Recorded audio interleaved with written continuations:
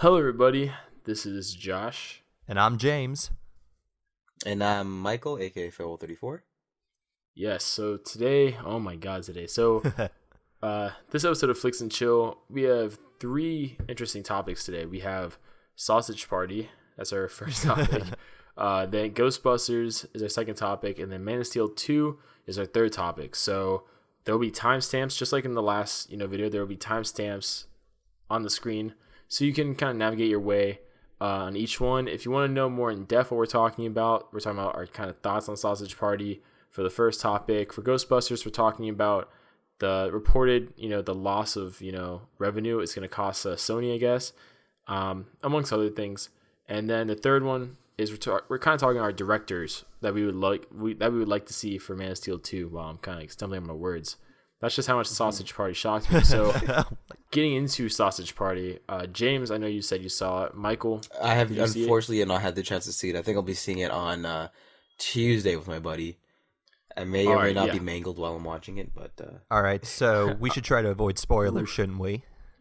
Yeah, I won't spoil anything, but I will say they all get eaten. This movie, I don't understand how they were able to make it. I mean, I laughed throughout the whole movie. Like, there's a lot of jokes. Like there's some like political jokes they make, some religious jokes they make, and if you get them, they're hilarious and you'll be laughing. But at the same time though, for some of them you'll just be thinking, like in the beginning there's like a musical number and there's like certain things slipped into that musical number that you're just kind of like, wow, I can't believe they actually like were able to get that, get that, approved. And then at the end of the movie, that whole ending, well, I guess it's not the last scene, but the scene before like the last scene. The last scene is extremely meta, but the scene before that was just insane. I had people in the theater like actually go, what am I watching? Like, what is going on? It was crazy. I mean, they're not getting a sequel, I don't think. They're not going to get a sequel? They should get a sequel. I don't think they're going to get a sequel because I think the shock and awe that this movie has is going to be very unique. And I don't think they're going to get away with making another one. Yeah, I guess. I mean, how can you top this one? Yeah, exactly. It's like one of those things where it's like some movies don't need a sequel. Yeah. Mm-hmm. And I feel like a sequel wouldn't be special. You know what I mean? Like this movie's kind of special in my opinion right now because it's so different and it's so unique. Like it's its own little kind of category of animated movie, while at the same time it's like it has a special shock and awe to it that like no one expects. Like, no one will expect the ending of this movie to happen. No one will expect a lot of things that end up happening in this movie to happen. I mean, that one scene, I'm not going to go really detailed to spoil anything, but that one scene where that one character comes back and the way he came back, it's like, holy shit. It's like, that's my only thought. I was like, whoa, they went really extreme with it. At the same time, I'm really surprised about the voice cast they got. I mean, like, there's a big cast. Edward Norton. They have Salma Hayek. They have obviously Seth Rogen, James Franco, Jonah Hill. Those those actors, kind of the regulars for these Seth Rogen productions at this point. But it's like they have Kristen Wiig, and it's like all these actors. Edward Norton. It's like, yeah, like when you know who the actors are playing these roles, it just kind of makes it like oddly enough kind of more comedic when you're like seeing what they're doing and what they're saying. But at the same time, it's also kind of like, wow, I never would have imagined, like Edward Norton's character, I would have never imagined, like who would have thought he'd be such a wonderful piece of toast? Yeah, but James, what are your thoughts on this? Oh my god. Okay, I had a lot of fun with this movie. I took my brother to go see it. We went to the 8:00 show. I don't know if that was the show. I went to the 7:00 show. Okay, so you saw it in RPX. Okay, yeah. How was it in RPX? It looked really good. For those listening and don't know what RPX is, that is the Regal Cinemas version of like IMAX, essentially. It was really good. I mean, I don't really have anything to compare it to at this point because I haven't seen it, in the non-RPX. But I can say at least in the RPX, it sounded great. It looked great. I mean, that was pretty good. But carry on with your thoughts. No. I mean, when I first saw the trailer, I said to myself, okay, I need to see this movie. I got to find out what this is about. How far are they going to go with this? And sure enough, it was everything that I expected and then some. Because, like, I don't think I'm spoiling anything, but, like, with the trailer, we see, like, a bunch of food-related violence that's very hilarious, but they're just killed in the most horrible ways. Like in one of the trailers, like, you see the tomato pleading, "Please, no, I haven't got a familia," and he just chops him in half. It's just like that's funny. And, like, I was dying. I know, like, so like, the Oof. food-related violence was great. I loved how, like, a lot of the foods, like, have their own ethnicity, but I thought that was but funny it's too. all based on stereotypes. So you have, like, the Jewish bagel, yeah, I thought that was hilarious, and it didn't click with me at first until someone's like someone's trying to figure out, like, Jewish bagel, like Jew bagel, and I was like, wait, that's a thing. Like, people, like, that's like I guess, like, I don't know if it's considered like a slur necessarily. Well, or whatever it's considered Jew as. Jew bagels are definitely a thing. Yeah, but that's what I'm saying. It's though, a like, stereotype that Jewish people love bagels. So so I thought that was hilarious. Like, it's just, and then James, you'll get this. Michael will probably get it. The virgin oil joke. Oh my god, that had me dying. That was great. Yeah, so, like, definitely the ethnic humor. I think in any other movie, I think would fall flat because it's cheap, it's low hanging fruit. But because this is Sausage Party, this is a cartoon. I think they're able to get away with it. And as it gets closer, like, towards the end, there was it gets more extreme. Yeah, there was times I was like, oh my god, are they really? And then soon enough, like, yep, they're doing that. Because, like, okay, and I'm trying to find out the way to describe it. Okay, so it's rated R for, like, language, sexual content, and drug use. Okay, pay attention. How do food do drugs? What? Okay, so pay attention to the drug use, because this is like some of the drugs that are used in this. It's not like, because when you think drug use, you think, okay, they're gonna smoke a joint, which they do. Is it like GMOs or something? What's that? No, it's more intense. It's than more that. it's more like, okay, they're using stuff that destroys families, that people have interventions for. It's just like, oh my god. Gum was my favorite character. I loved that. Well, he wasn't my favorite, but he was one of my favorites because I'm a biochem major. I loved how whenever he was, like, introducing himself or describing someone else, he said they're, like, chemical components. He didn't say like their regular, like, their brand name or, like, their common name. He was, like, saying the chemicals that they're made out of, and I just thought that was hilarious. That piece of gum was great. And then that ending, which we're not talking about. No, we are not talking about it, but I am going to say this. So if there are any parents listening to this, I'm just going to say right now, I don't care how mature you think your children are, okay? I don't care if they've seen rated R movies in the past. Do not, I repeat, do not take them to go see this movie, okay? Oh, God. Because that ending will destroy. It's like that Twinkie says in the trailer. Once you see that shit, it'll fuck you up for life. That was actually a really good impression. I mean, I really love that Native American character, like the non-perishables. I loved how they did that whole thing with the non-perishables, motherfucker. They had this. Yeah, James was right when he said different foods have different ethnicities.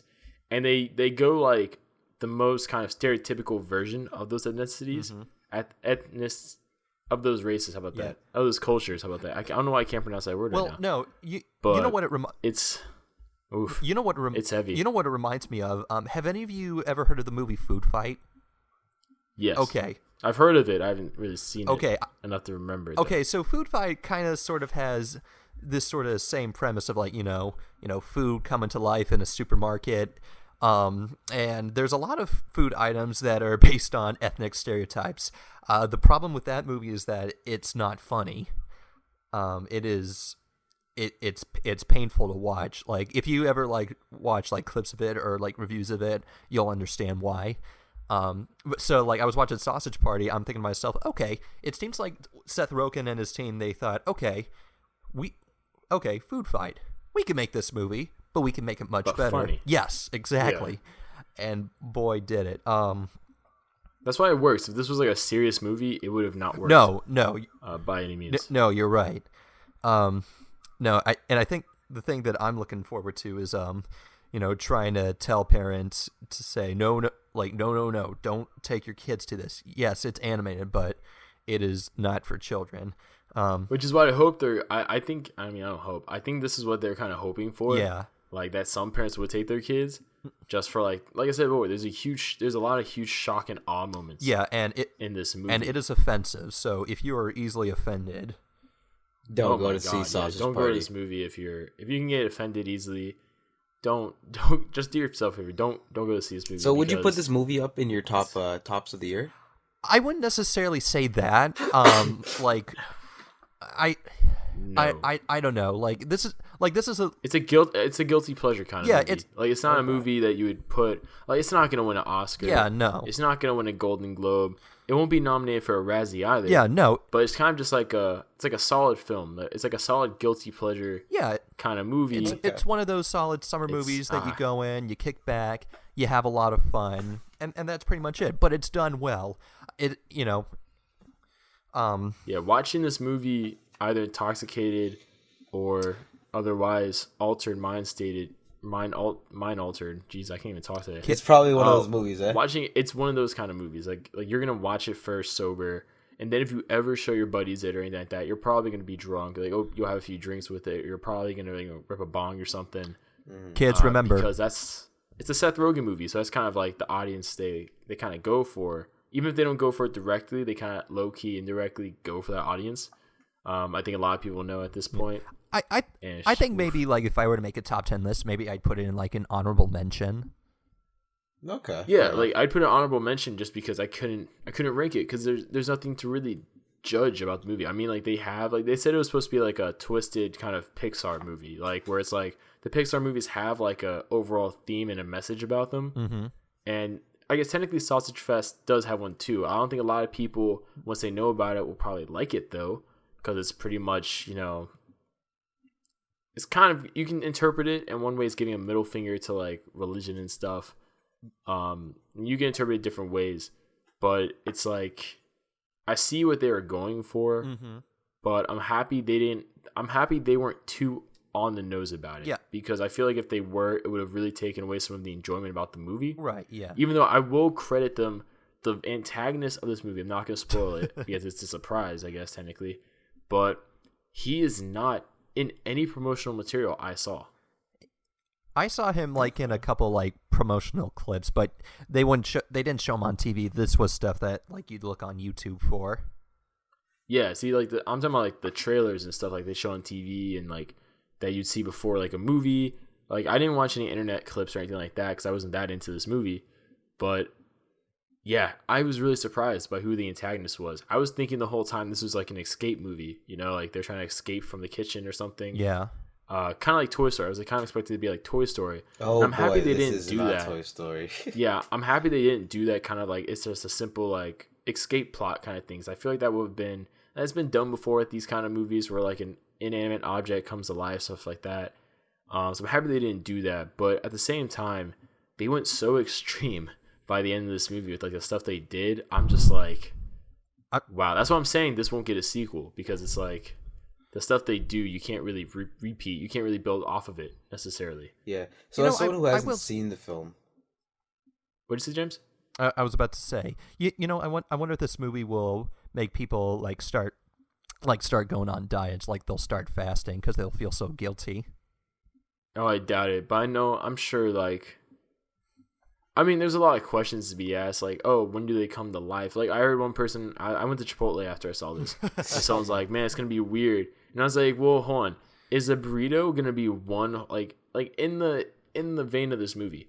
Would a burrito be its own whole thing, or would it still be like the multiple parts? Like, would tortilla be one thing, the steak be another thing, the rice be one thing? But then again, how does that work? Is each like little rice thing a different one? Or is it like kind of like all together? Is the steak stuff even still alive because it's all cut up and everything? Is it gonna be after it's grilled? Is it gonna be like, some sort of weird Frankenstein monster? Yeah, exactly. Like it was kind of like my friend was like, "Oh, I feel kind of weird eating after this," and I'm like, I'm more kind of curious to figure out what this would be considered as, like, because you have things like like the hot dogs. That's each Frank is a kind of its own little person, but at the same time, it's like it goes through a whole process to become a Frank. So when does it become its own person as the Frank? Mm-hmm. Just like the buns, just like because it's flour, so like it's a flour thing, and then like they butcher the flour, and then they make all the buns and everything. And we can get into this really deep, but anyways, the bottom line I think was what we're saying. It's an enjoyable movie. You can have a fun time with it. But please don't take your kids to it. No. It's like a lot of these movies, I would be like, yeah, I think if you think your kid's, mature enough, or like, if you just feel cool enough with your child to do it, I guess, take your child. But the ending of this movie really makes a point to basically be like, yeah, this is not for kids. And I think that's one of the reasons why they put that in there. Oh my gosh. Is because they were hoping to catch, maybe parents trying to bring their kids in and stuff like that. I really hope the word about the ending doesn't get around, because I don't want people to be spoiled about it, but at the same time I kind of really want to see people's reactions to it. Now moving on though, I don't even have a clever segue from this, but moving on, Ghostbusters. So this movie has failed. I'm not talking critically, I'm talking where it actually matters, which is financially. And the reason why I say the financial part matters is because look at Transformers. Those movies haven't been the best critically, but have killed it in the box office, which is why they keep making another one, another one, another one. And we could have talked about Transformers because they revealed all the character designs and stuff like that. But my favorite Transformer is Hot Rod. I've said this before. And they have a ugly Hot Rod design. So I refuse to talk about Transformers until they fix that design. But Ghostbusters reportedly is going to lose Sony $70 million. And somehow a sequel is still technically in development, which I think is upsetting. It's not upsetting, but I think it's unfortunate because they announced a sequel before the movie even came out, which I think is a fatal error nowadays, that they're doing this with franchises. They're like, yeah, we're like, you saw this with Spider-Man, Amazing Spider-Man. You saw this with like other movies too, where they're like, yeah, we're releasing this one, then the sequel's coming out 3 years later or something like that, and then we're making the spin-off 5 years later. You know what I mean? Like, it's like they're making a mistake counting their chickens before they hatch nowadays. And I really feel, and I mean, then you get the whole drama with, on Twitter, people that have lately been talking bad about Ghostbusters have been getting removed off Twitter until they remove it. I mean, you had the really famous reporter, British reporter, I believe, Milo something. I can't remember his last name. Yeah, he got removed off Twitter for, talking about the movie. And I heard a lot of it wasn't even like him. It was more so kind of like his fans or something like that talking about it, that he got blamed for his fans' actions, which is a whole nother debate. But I guess Twitter has become very protective about this movie, to the point where they're censoring people now. There was a guy, a very funny entertainment kind of page on Facebook and Twitter called Barack Obama, which is like a joke thing. It was a huge joke when Barack Obama was running for office. But now it's just kind of like a memeing kind of page where they post a lot of memes and stuff like that. Kind of like just jokes. And the guy, when the news came out that Ghostbusters, is having this huge financial loss for Sony, so it probably won't get a sequel after all, he was like, yes, like, it's not getting a sequel. And the director of Ghostbusters tweeted that, or retweeted that. And then, soon after, he got a message saying he has to delete the tweet, or he's going to be banned off Twitter for like 72 hours. Wow. Like he got forcibly, like he was forced to log out of his account. Like they forcibly logged him out. So whenever he tried logging in, they gave him that ultimatum kind of thing. And it's just like, that's like unnecessary censorship for no reason. You know what I mean? Like that's kind of bullying at a certain point, on Twitter's end. So, I don't know why I even said that, but focusing on the topic at hand, Ghostbusters losing all this money. Are you guys surprised at all that, kind of failed box office wise? I mean, it got decent reviews, but are you guys surprised it's not doing well commercially? Or not commercially, but I guess financially? Yes and no at the same time. I'm surprised that it flopped only because it is Ghostbusters, and even though despite there being some mixed reviews, people not liking the movie for whatever reason, it did decent in terms of the critics and overall reception by people. So you'd think that it would get the money that it needs just because of the brand alone. But I'm also not surprised because it didn't open in China, and that's a really big issue. Because that's where like a large portion of the box office comes nowadays, you know what I'm saying?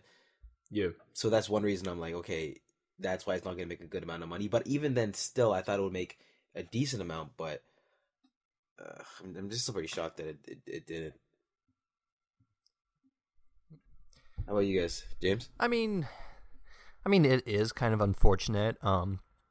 I think part of the problem is that, one, you need to ask yourself, is this a movie that you want to go watch again? Because I think part of, good box office revenue is, how many times are you willing to go see this movie multiple times?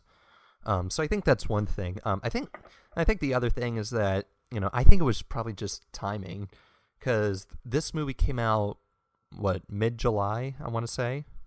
Something like that, yeah. Yeah, so and also, like, you had, like, all these other summer movies out that it had to compete with.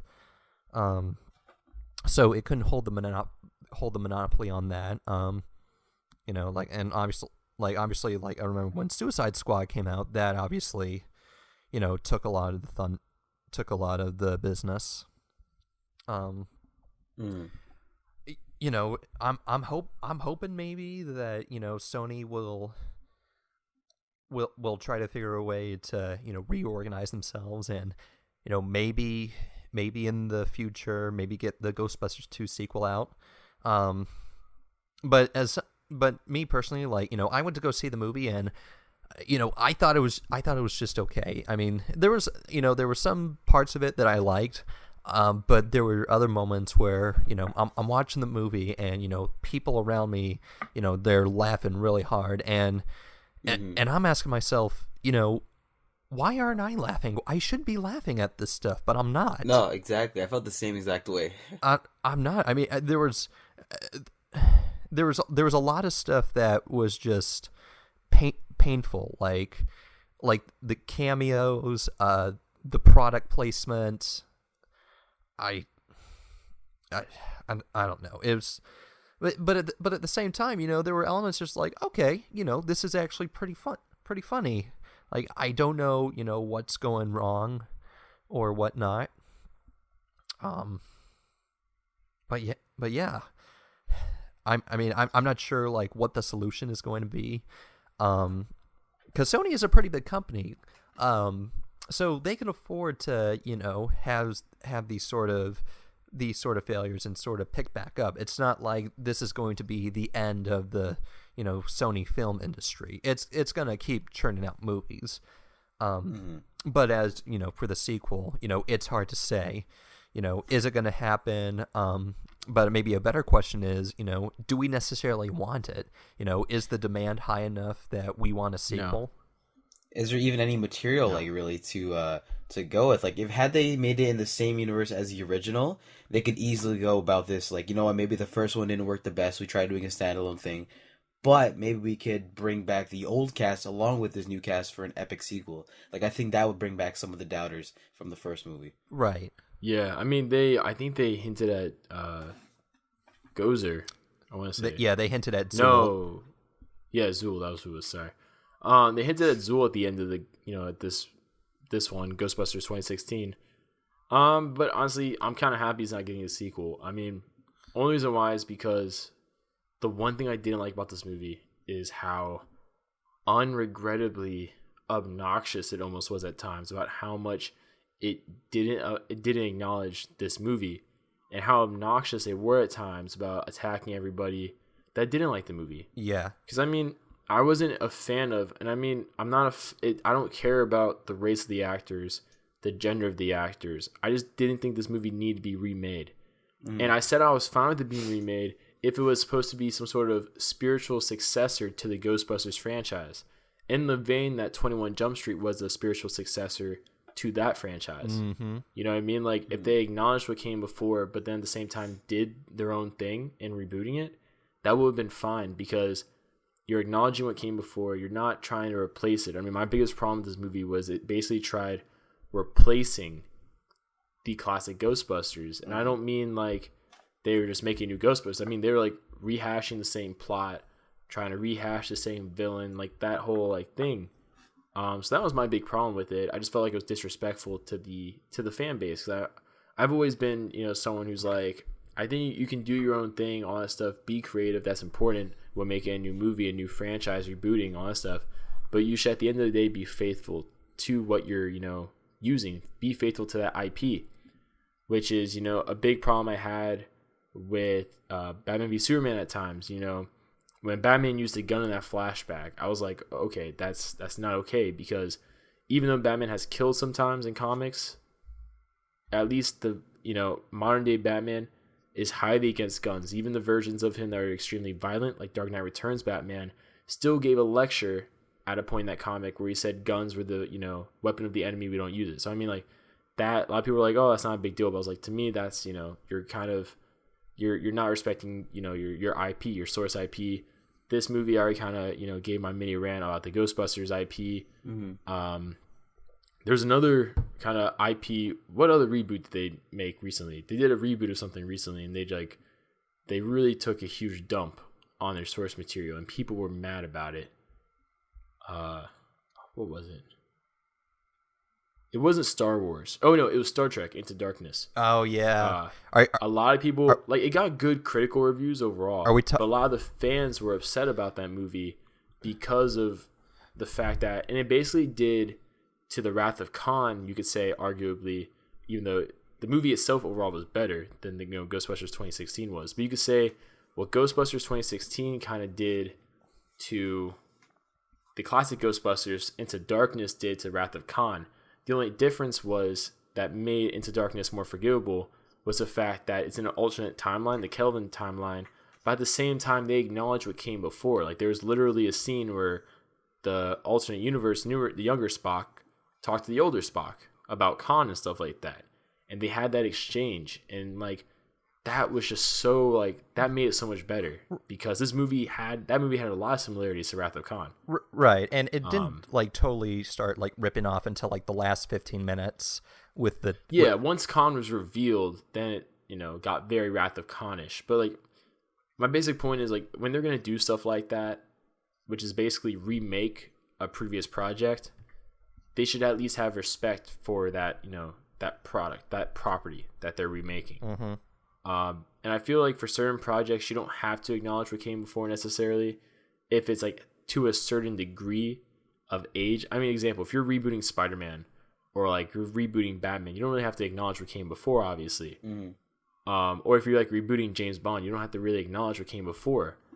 But if you're gonna make a new Ghostbusters, if you're gonna make a new Star Trek, unless you establish, Star Trek is kind of different. Star Trek, you have a lot of freedoms, so you have no excuse really to remake, a movie, because you could basically do whatever you want with that kind of thing. Same with Star Wars, like you can make Rogue One. You don't have to, like they could have easily just remade basically like a book or something, or like remade a previous movie plot, kind of arguably what they did with Episode 7. You could easily do that, but they're doing something different instead, because like IPs like that are so vast, you have no excuse. But like Ghostbusters is such a personal IP, it's like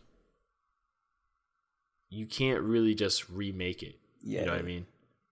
Or at least if you're going to do that, at least acknowledge what came before, which is why I think, going back to that original trailer, kind of the first trailer for that, movie, people destroyed that trailer. Like, I think it ended up being one of the most disliked videos of all time on YouTube, because they were like trying to build off that nostalgia. Which it wasn't. Yeah, which it wasn't. Like, they were trying to like take those fans to go watch the movie, but then all those fans were the ones that knew this had nothing to do with the movies, and they're pretty much saying that those movies never existed. But I kind of hate talking about this, because I feel like when you talk about it more than 5 minutes, it's like talking about certain religions. When you talk about it for more than 5 minutes, you start getting into blasphemy territory for some people. And you put yourself in a hole where you can't win. So like right now, for example, I'm sure in a lot of people's minds, I'm being sexist, or I feel like I'm sure in a lot of people's minds I'm just not being fair to the movie, stuff like that. And it's not that at all, but you know what I mean? Like for some people it's really sensitive, which is why, kind of like how I said before, some people have been just getting banned off Twitter, you know, for showing negative opinions, which I think is unfortunate. I mean, unless you're actually attacking the director and the people involved in production directly, I don't think you should get removed off Twitter. I think it's kind of extreme. No, but no, you. I mean, I hope this is a lesson though for all movie studios, not just Sony. Don't count your chickens before you hatch, or before they hatch. You know what I mean? Like first off, make a good movie, and then once a movie's good, then announce a sequel, like they used to do back in the old days. Remember those days? Mm-hmm. Nowadays, they'll pre-plan like a trilogy, and they'll just assume people want to buy it. Like that's the problem we talked about, I think, last episode with the what franchise was that? The Divergent franchise. They planned all those movies out ahead of time, and then they ended up not, working out. And now they're in a predicament. Well, yeah, now they're in a predicament where they have these contracts, these production contracts to make this movie, but they don't know if they actually want to release it as a theatrical movie because it's not going to make a lot of money. Well, I mean, like it has worked before, but rarely. Like specifically with Lord of the Rings, because Peter Jackson like pretty much filmed those back to back. And yeah, but that was a good move. I mean, but that's Peter Jackson. I mean, there's certain directors that could pull it off because they have that track record. Well, back then, like not a whole lot of people knew who Peter Jackson was. Like it wasn't until Lord of the Rings until like Peter Jackson became mainstream. Before then, you had like Heavenly Creatures and his earlier movies like Meet the Feebles. But once Lord of the Rings was a sure success, that paved the way for Two Towers and then Return of the King. But to do something like that is a really big risk. You're right. Yeah. Right. That's a good point. Yeah, and luckily for him, it paid off. But see, I miss those days though. Yeah.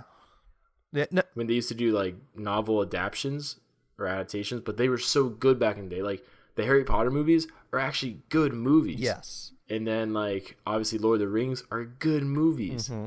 And it's like nowadays I feel like they kind of half-ass it because they just want to build off a franchise. Right. Which is unfortunate. But speaking of franchises, I guess, shitty segue here, but I had to make a segue at some point because we were really just milking that Ghostbusters thing dry. Man of Steel 2. So they, we talked a little bit about it on the Super Friends podcast, so go check that out. But one thing we didn't really get deep into is the fact that Man of Steel 2 officially, so to speak, has been, reported by a few news outlets to be in active development. But what we didn't talk about really on Super Friends, that we could talk about here more in depth, is a directorial choice for that movie. I want to hear from you guys your top 3 director choices, if you could think of 3 at the top of your head, I guess, and why those choices. So for Man of Steel 2, I really want them to really focus on kind of like the villain, not the villain, but kind of the opposite of vilifying Superman that seemingly we've kind of gotten in the past few movies, because in the movie world, the director and writers, they essentially create, the agents throughout the movie. So the agents could be, obstacles against the protagonist. It could be actions of the antagonist, or it could just be actions of the world around them, the environment, the system. And so far in these movies, Zack Snyder has created a system around Superman that has been very much negative Superman or ambiguous to Superman. We haven't had a movie to paint Superman in a light that makes him hopeful, stuff like that. And that doesn't come as much from his actions as much as it comes from the reactions from the people. If the people look up to him, if the people smile when he appears, if the people feel happy when he appears, that makes a positive vibe throughout the movie for when Superman's saving people, which you saw in movies. A lot of people don't like Superman Returns, even though it actually got good reviews. But Superman Returns had that. The original Christopher Reeve Superman movie had that. I mean, when Superman was present, people were happy to see him. They weren't hesitant about him. And that's kind of tragic because Batman v Superman saves a lot of people in that movie. But instead of people just being happy or stuff like that, some people might be like, oh, that's too vanilla. But it may be too vanilla, but that's the only way you're going to, paint a positive image of the character. I would love to see a director that could really do that. So with that being said, I have Brad Bird, because I think he could really capture kind of that essence, that tone that a Superman movie needs. I feel like he has obviously the experience. You could look at his other movies.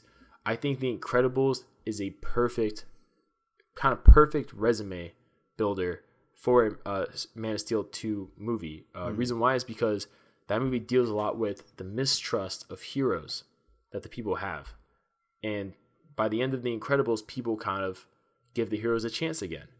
And I really feel like Brad Bird did a really great job throughout that movie of really showing that. I mean, obviously most of the movie focused on that mistrust of the heroes because it was kind of like the downfall of the heroic age. But I feel like him being able to capture that really shows that he can probably execute that and probably properly execute the opposite of that, which is showing maybe the beginning of the true heroic age. So that's why I chose him for that.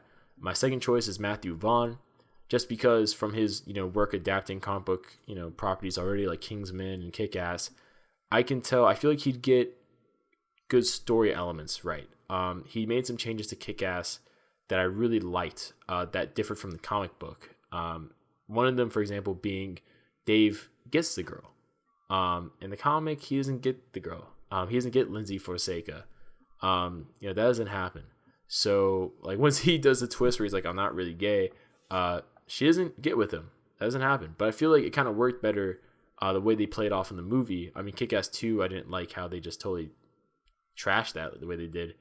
But yeah, I thought Kick-Ass 1 did a good job of incorporating good story elements while at the same time adding new story elements that just help the story without changing it too much, which I think is what a good Superman movie needs. We can talk about the villains if you guys want to after this, but the third directorial choice I have is not Zack Snyder, even though I think Zack Snyder should stay on as a producer, so the movie can still kind of feel like it's attached to his previous works. But I think a good third director choice is George Miller. Reason why is because I feel like George Miller would be able to brilliantly execute a stellar looking Superman movie. One thing Mad Max really showed was beautiful visuals. People, that's one of the things people talked about more than anything else, was the brilliant visuals of that movie. And I feel like that's something a Superman movie really needs. I mean, there's so many moments with Superman that's just like, if it's just him flying the air, if it's just him standing heroically, if it's just him, doing signature poses, even little subtle things. I mean, it's like you have the right cinematography, you have the right angle, you have the right direction. It's beautiful. And I feel like George Miller is someone that could really capture that. Say what you want about other qualities of George Miller's directing, but I feel like that's something he could really execute well. And with that being said, I turn it to James. I want you to go first.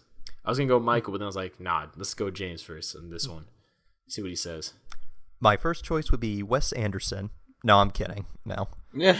I'm about to be like, okay, let's see how this plays out. Wouldn't that be interesting? No, two I have in mind. I know he hasn't really done like superhero movies per se. But I think maybe Spielberg could give a crack at it, and I think he'd do pretty well. I think he has like this sort of talent of sort of making Superman, inspirational, giving people a lot of hope, and also just making like he could make like a sort of make an adventure out of it, and it'd be really fun because I think Spielberg does adventure really well. He also does human connections really well, because I saw BFG like a month ago, and I thought he did well, with establishing those, interpersonal connections between the characters. I think the second choice I would probably have would be J.J. Abrams. Ooh, that's a good one, James. Yeah. That's a good one. Yeah, because I got excited when you said that. I don't know why, but keep going. Yeah, no. Keep going to get my tinkle going. Yeah, because J.J. Abrams is, I really love what he's done, like, with all of his science fiction work, and in a way, you could argue that Superman is science fiction, I don't know. Would you guys say that? Oh yeah, he's definitely science fiction, which is something I liked about actually Man of Steel, because I feel like all the time they downplay the fact that Superman's actually an alien. So that's why I actually, when I originally not revealed, because I didn't reveal that movie, but when I reviewed that movie way back, I think I gave it like a 9 out of 10 actually. And this was me like fresh out of seeing it, so like I call it the movie high. You know what I mean? Like when you just see a movie and you're like, oh, that was awesome. You're all excited, still all hyped from it. And the biggest reason I did that is because I liked how they actually made it feel like Superman was an alien. Like he doesn't look like a wild alien or anything like that. He still looks like a human, obviously. But the thing they did with Krypton and all that stuff is just I really felt like they alienized him, which isn't like humanizing him, but I feel like I like that he felt like an alien and not like just some like godlike character, because he's not a god. He's just an alien. That's really powerful compared to us. So, but keep going, James. I didn't mean to interrupt you like that. Yeah, and I think another thing that Abrams does well is, like, all of his characters are likable. They have, like, great dialogue. He's able, some of his movies, have a lot of humor in them, which I really enjoy. And I think that's what, Superman needs, just that sort of fun factor, throwing a bit more humor. It doesn't have to be so dark and drab and depressing. Like I don't want, I swear if I have to watch Man of Steel again, I'm gonna start thinking about that razor blade and like, that razor blade would look really good on my wrist. Damn, James. We just went to the After Dark. Yeah. Shit. Yeah, but I could go on about Man of Steel. And I think the third person I probably have after Abrams would probably be Rian Johnson, because I think Rian Johnson also does some great work regarding sci-fi. Like I really loved Looper. Looper's a good one. Looper was great. And I think he'd be able to throw in just the right amount of drama in it without being like too heavy-handed. I still think he can make it a lot of fun. Somewhere, in, find the good middle ground. I think Rian Johnson is able to do that. I think if he's able to deliver with episode 8, I think he would be a viable candidate. So those are my 3 picks. All right. Farewell, Michael. Yes. I'm really excited to hear yours because, well, I don't really know what your directorial taste is really about, so I'm actually like kind of curious to see who you pull out of your hat here. Okay, cool. So for me, I don't really have 3 that stick. I don't have like a third one that sticks out, but there's 2 people in mind that really pop out to me. One being one that you said, actually George Miller. I think he would do a stellar job with Superman just from like the way he did Mad Max. Imagine that level of a film that crazy, but adapted to Superman, and him focusing on the story and making Superman, what he should be. You know what I'm saying? Not all gray filter Instagram, not all sad, but someone who I hope they remove those fillers, because those would totally remove freaking annoying. Exactly, and we know where the character is going now. Even Zack Snyder, everyone have kind of said, that is where he was and how he was in BVS and Man of Steel. And now when he comes back, obviously, spoiler alert for those who don't know, he died. He will be the Superman that we know and want to be, right? So I think having someone like George Miller will really knock out the park if he were to do that. And like you mentioned, visuals, it will look crazy, phenomenal, as well as the sound design, because the sound design in Mad Max was great as well. So that's the reason I would want him. The next person I would want wouldn't be someone I think many would expect, but the dude who did Ex Machina. You're choosing some good directors, Mike. There we go. Garland. I believe his name was Garland, something like that. Alex Garland. Yeah. Yes. I think he would do a sick job on Man of Steel. For those who have not seen Ex Machina, I would highly recommend watching that movie because it is just really well done.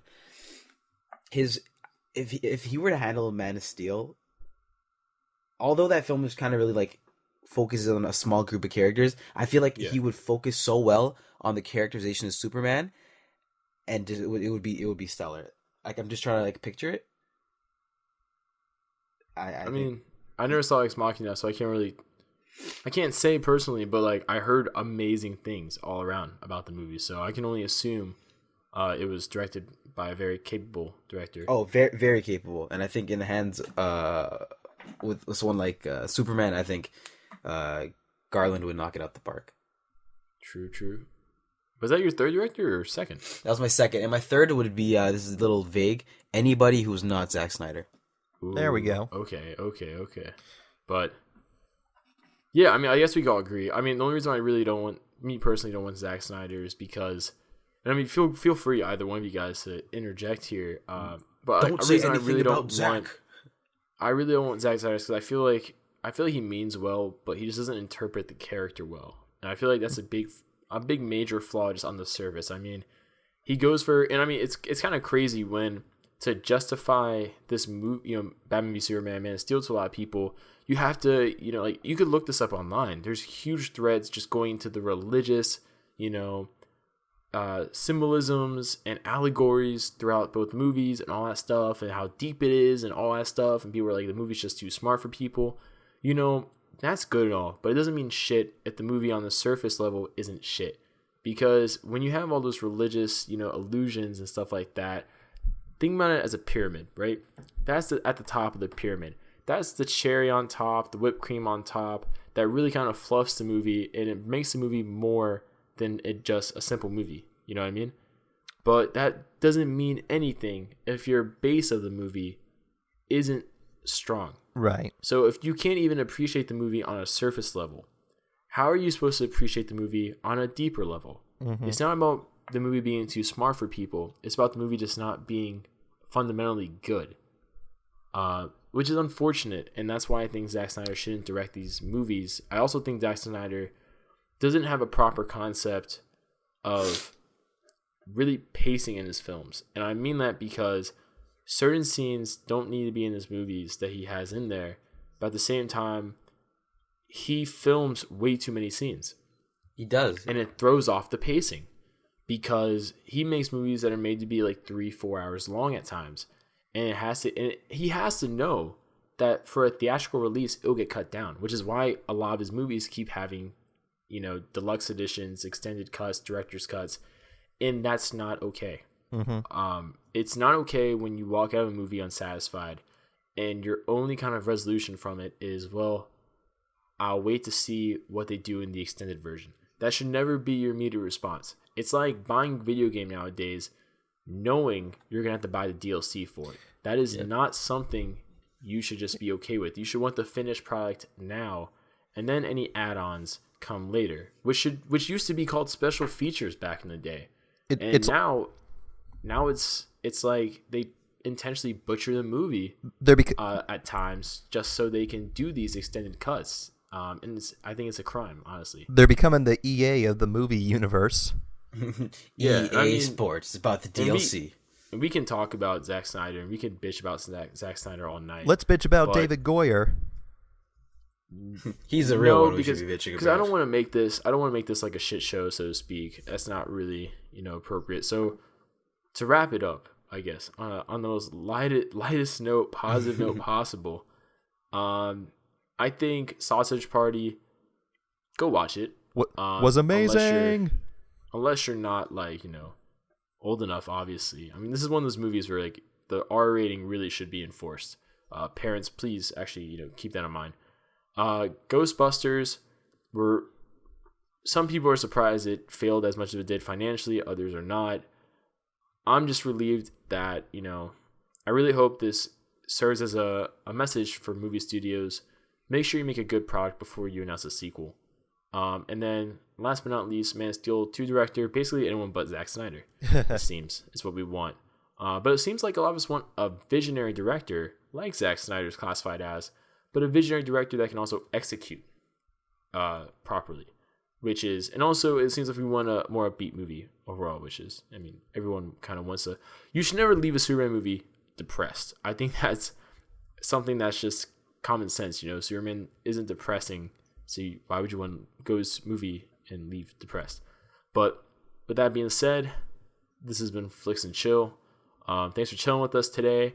If you want to leave any questions down below, if you're still listening to this, which I doubt people are, because I'm sure a lot of people checked out as soon as we started going in Zack Snyder territory. But if you still DCEU? are, leave any comments below. This is Josh. I just want to say thanks for chilling with us today. I'll let you guys kind of exit yourselves out. All right, this has been James Beveridge. I will see you when I see you.